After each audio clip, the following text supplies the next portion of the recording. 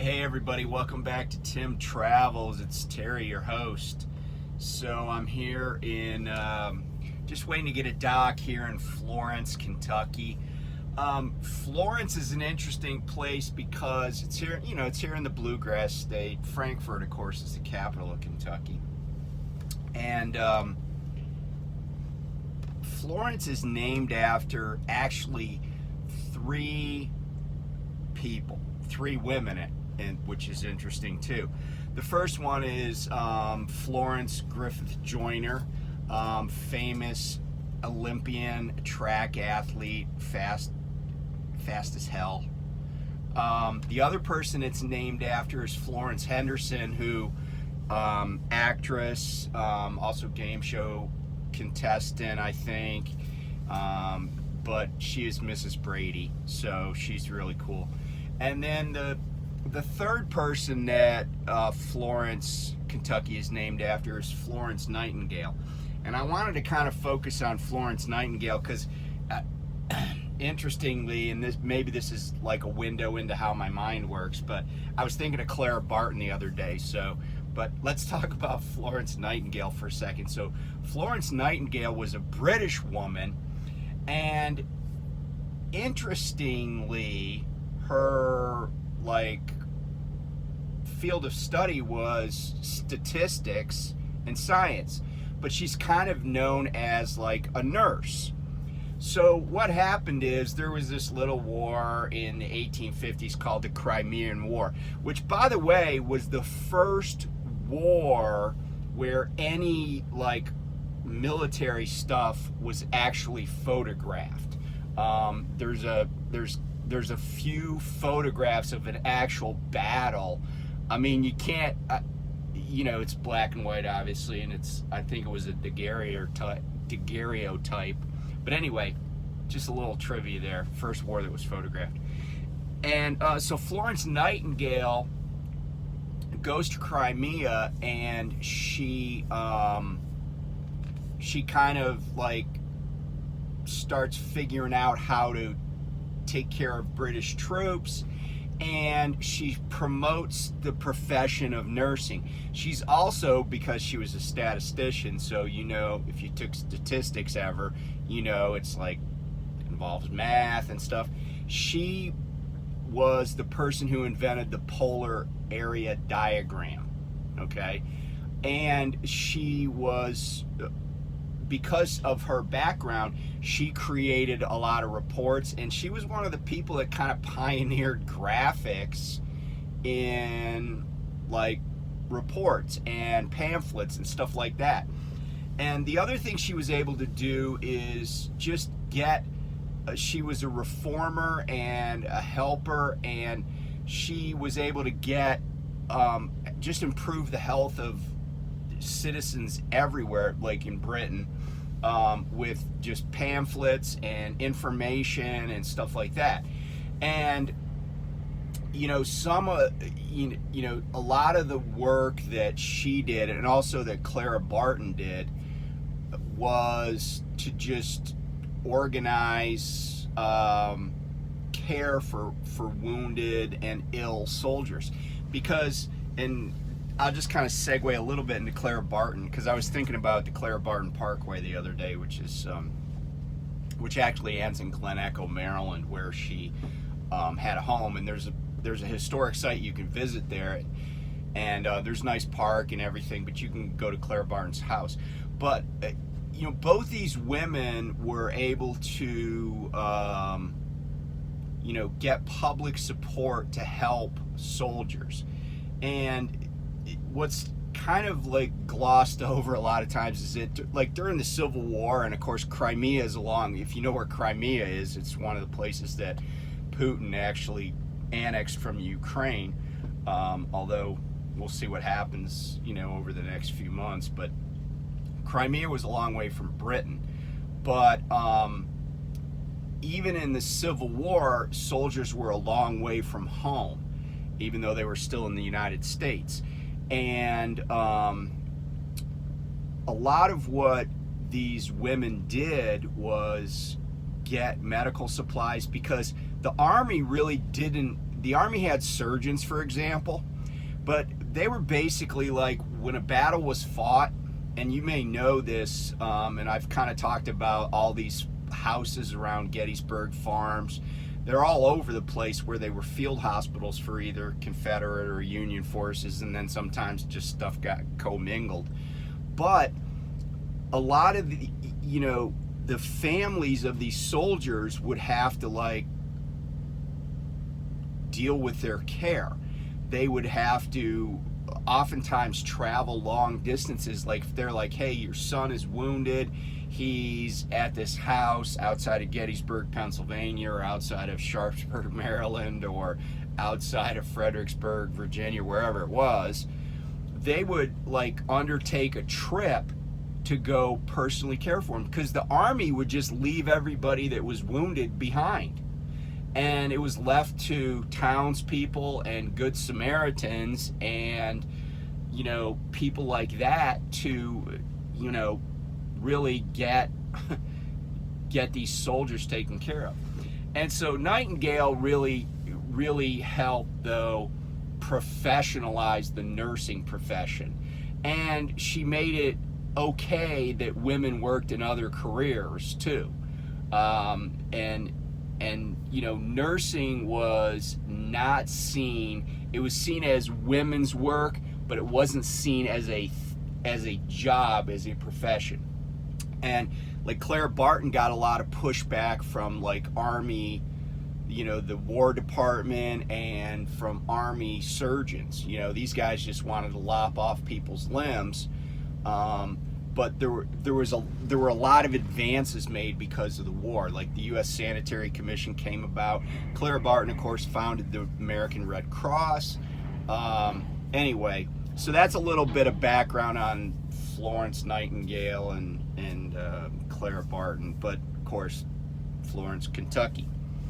So I wanted to talk a little bit about, I saw a couple of videos of people that I subscribe to. One of them is Trucker Richie Rich. He had a video the other day, and he was basically rebroadcasting something that he had found from a guy that I think maybe is a broker. And I watched this guy's video, and I'm always kind of skeptical about like I demand like intellectual rigor sometimes and like facts. And this guy was just kind of throwing out numbers like, oh, here's the inflation, here's this is why it's terrible to be an owner-operator right now, and stuff like that. And I kind of feel like that's misguided. And the other person that I watch, of course, is my friend Lyle over at No Hippie Trucking and Transportation. And he was talking about situation at Prime, people that maybe are rejecting loads. And and I've kind of said this before, that even though historically like when I was at Knight, I could reject a load, right? Like Knight did not have forced dispatch when I was there, but I never rejected a load. Why? Because I didn't want to put my driver manager in a position to try to, because then I'm like, oh, I go to the back of the line. So Lyle did a video the other day where he basically was reading some messages from fleet managers, not his fleet manager, who, by the way, Lyle and I both have the same fleet manager. But, and our fleet manager hasn't really said anything like, if you don't take a load, you're going to the back of the line type of thing. Because truthfully, I don't really think that's true. And here's why.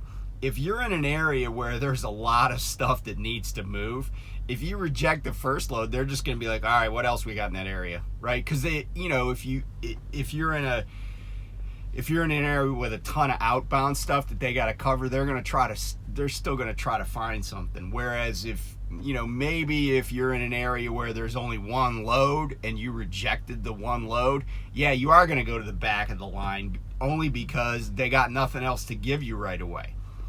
What I said to Lyle, and I'll come back to the Richie Rich thing in a second. What I said to Lyle was, I said, maybe this is just an opportunity. I said, Prime has gone back to selling well, at least success, has gone back to selling trucks, right? Like you can order a truck. They're doing the lease purchase program that was on hold for a while. Things have softened in the new truck market. Like a lot of truck prices are dropping, especially in used, just because of lack of demand, right? There's an oversupply. And while I think that there has been a slowdown in the number of loads and everything. Okay, I'm back. So, getting back to what Lyle was saying, you know, how some of these driver managers or fleet managers are saying, hey, you know, if you reject a load, you're going to go to the back of the line. You know, if you service fail, blah, blah, blah. You know, you might be working for, you know, you can work for a competitor or whatever.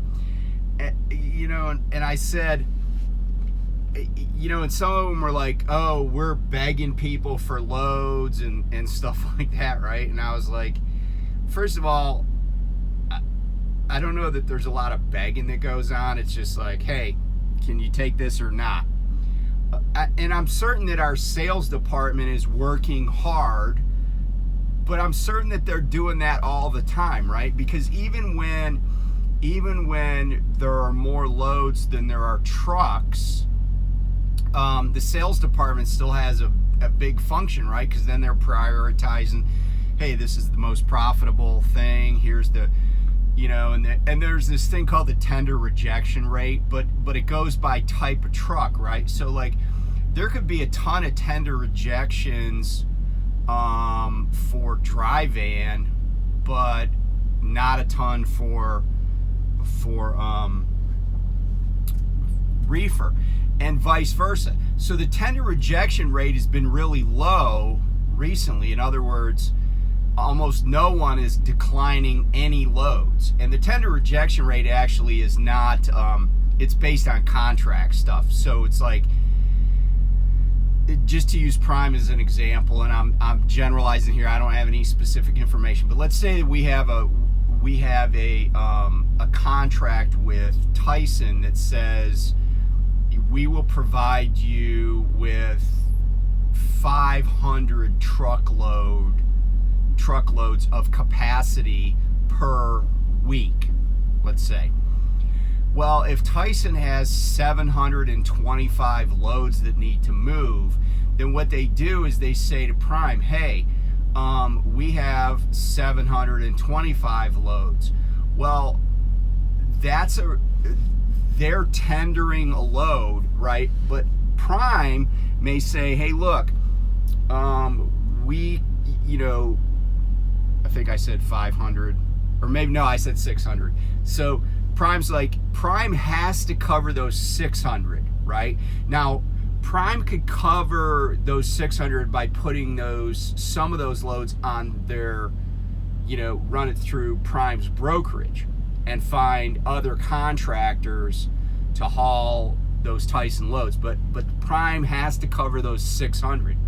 But the other 125, Prime might be like, hey, look, we can do 75 of those. And it may be very specific. I'm sure that it is, because it's going to be based on where trucks are, right? So technically, right, there's still 50 tender rejections that Tyson has to deal with. So Tyson still wants to ship those 50 loads. They were rejected from a contract carrier, and they have to go put those on the spot market, right? Well, so tender rejections have gone down substantially, right? Like, some companies are probably rejecting nothing. Other companies may still be rejecting things. And you say, well, why would a shipper go to a carrier that's going to reject their loads when there's, you know, in terms of pricing, right? The market is, you know, it's a buyer's market, right? In other words, people that buy truckload space. And if you think about it, right, a load is a purchase of a truckload space for a given period of time under certain requirements. But the answer is that a lot of companies are not going to go to, fly-by-night trucking. They're not going to go to Blood of Jesus trucking, with their one truck and their 1986 Freightliner that's got the busted mirrors and, missing the steps on the passenger side, right? They're not going to go to them. Why? Because they want their shit to get there in one piece and on time, right? Because that on-time delivery, right, not service failing, is, even though the carrier, looks bad, the shipper looks bad too, right? So Tyson, even though they're an enormous company, and certainly they're a huge account for Prime, Tyson is just a vendor, if you will. They're just a supplier to Walmart, right? So if Walmart says, hey, we need, 35,000 pounds of ground beef at this distribution center on this date and by this time, excuse me, Tyson is not going to pick some company that service fails every time they use them. So there's this relationship where, good carriers are going to still be in demand, right? So I get the fact that Prime is stressing, service, customer service, right? Now, here's the thing, though, and I was mentioning this to Lyle. If I'm a fleet manager, right, I have a certain amount of capacity, a certain amount of drivers, trucks that I can handle realistically without, building out my team bigger or whatever. But if I have a lot of underperforming drivers, okay, and let's be candid, they're underperforming lease operators or owner operators, right? They're people that, they're constantly having problems. They don't want to run hard. Like one example was you can't sleep 14 hours and then expect to drive 500 miles in 9 hours and then tell me that you had a problem with traffic. So what we used to say in the legal world was, we as a practice, right, as a professional services company, right, we wanted to be in a position to fire clients. And what does it mean to fire a client? Look, sometimes you need the business, right? And so you take almost all comers. But you eventually get to the point where if you're doing a good job, you build up your book of business, you build up your client base. In the case of a trucking company, you build up your customer base. And so same with these fleet managers, right? It's like if I have a limited amount of space for trucks in my fleet, and I'm not saying, I honestly, I think my fleet manager has probably a little over 100 trucks. That's a big operation for him.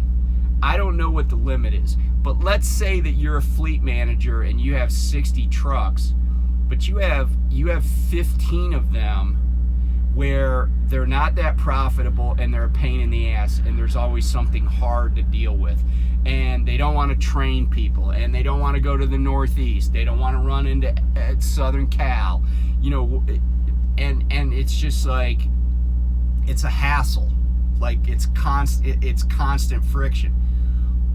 Maybe you want to use this scenario that's going on right now to start firing clients, or in this case, start culling your herd, culling your fleet, so that when there are other opportunities to take on new drivers, right? Because Prime's recruiting is probably still going well, right? I get messages pretty regularly. People are like, yeah, I'm coming to Prime after the first of the year. I'm doing this, I'm doing that. And a lot of these people are really you know, they have solid resumes, right? They've had careers in other things. And I feel like they have a good mindset. They're probably going to do well. You know, and if I'm a fleet manager and I got, you know, Joe Scruffy that's just a hassle all the time, you know, and, you know, maybe and you know, even little stuff like, I was just reading about a company, like how many people are lost to the industry because they can't pass physicals, or they're only on a 90-day DOT physical card because they have, you know, health problems and stuff. Maybe there's somebody that's, you know, that's constantly, you know, like they got to go to the doctor every week, so they're running like 4 days a week or whatever. You know, they're not in good health. They don't take care of themselves, whatever it is, right? If I'm a fleet manager, right, I'm concerned with efficiency and effectiveness. Maybe this is an opportunity to get rid of people. The other thing, so that's that piece of it. The other thing is, you know, the guy on Richie Rich was talking about, hey, you know, people were overpaying for trucks, fuel prices, blah, blah, blah. Here's the bottom line, though, right? Smart owner-operators, first of all, didn't pay an enormous premium for equipment, right? Because you know what the bell curve looks like, right? Ooh, right? And so the bell curve separates the wheat from the chaff. And what I mean by that is this. A lot of people want to chase stuff. You got to get in at the bottom of the bell curve. When the curve's up here and you're like, oh, I'm going to get my own authority and buy my own truck, and I don't care if I got to pay $150,000 for a truck that's already got 500,000 miles. I'm going to do it because it's the gold rush, right? Well, guess what? What is the market doing when you got in at the top of the curve? It's gonna go, it's got nowhere to go but down, right? It's just like, I was talking about stocks like a few weeks ago. The stock I was talking about is up like $20 a share. One of the stocks that I have is up like $20 a share. I'm not a freaking genius, right? And that's why I'm not trying to time the market. And it's the same thing in trucking, right? Like people are chasing, they're like, oh, every load is paying, every load on every load board's paying $5 a mile at a minimum, plus 50 cents a mile fuel surcharge. And all these people that were commenting on my channel about what geniuses they were and how I was getting screwed over, some of those people are probably already out of business, okay? And you can't chase, chasing the curve is never going to work, right? It never has, it never will. You got to know what you're doing. You get in on the ground floor, right? And you just hang till things get better.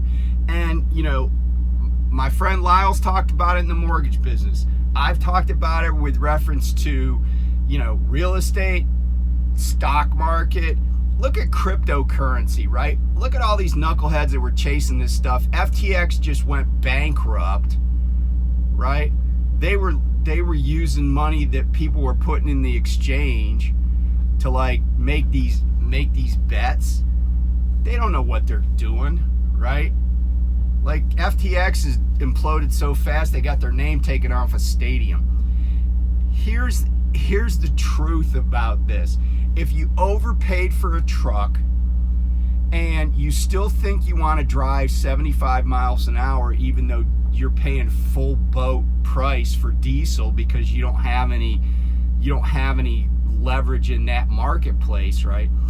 You got a couple of options. One is you take what you can get. And by the way, I still look at load boards all the time, right? I look at DAT almost every day. And a lot of times I'll just look where I am.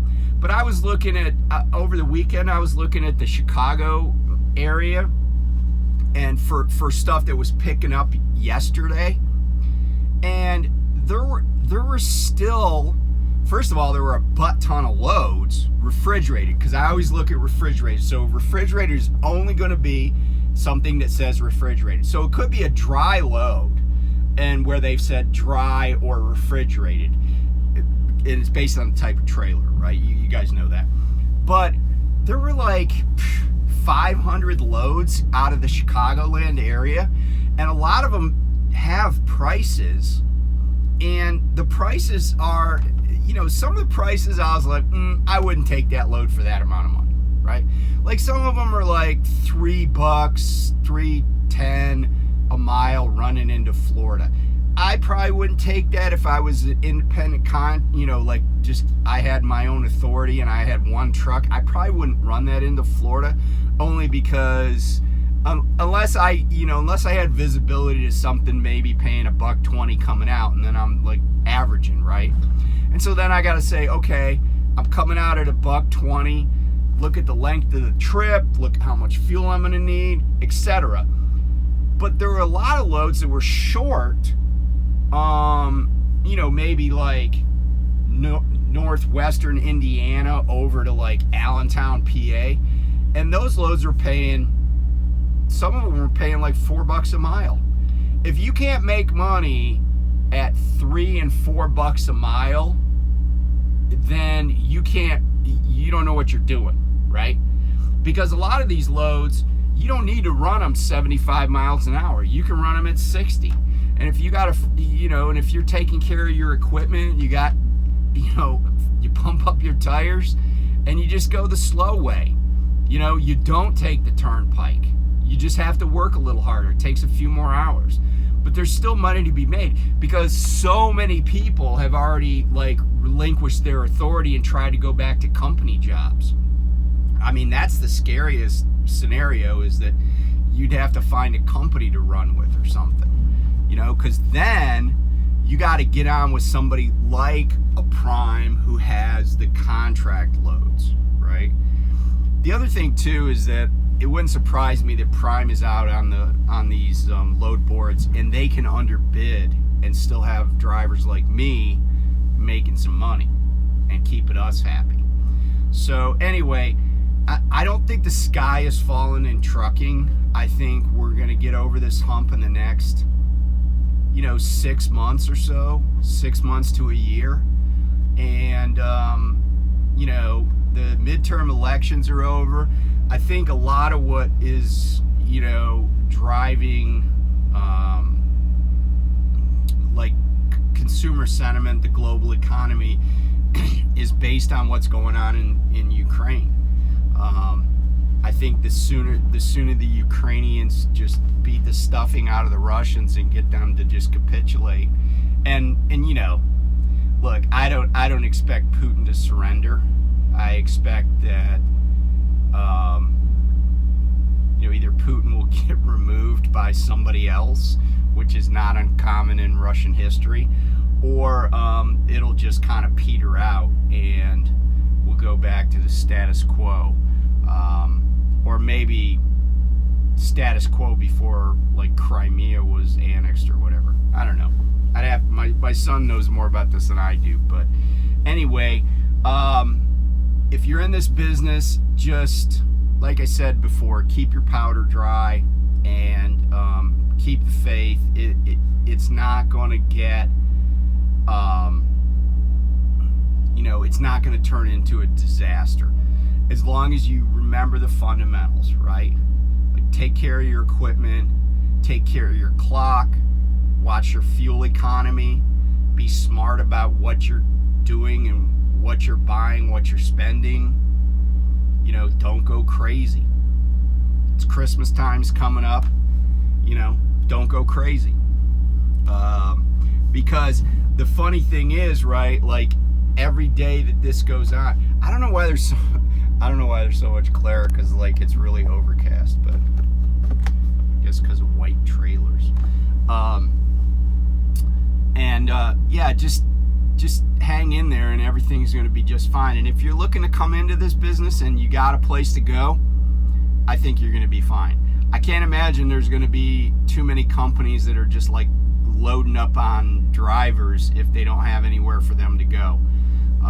So I'm not worried about it. I mean, my only concern, and I expressed this to Lyle, my only concern is that if I have a trainee after the first of the year, what are team loads going to look like? I don't like running single load either. We'll have to look at that and see what things look like after the first of the year.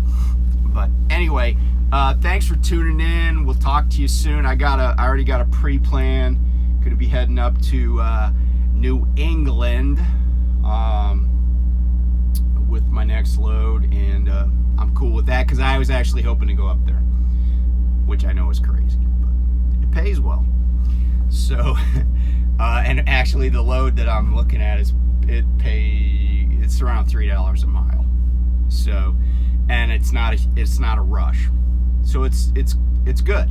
It's good. So anyway, talk to you soon. Be safe. Bye.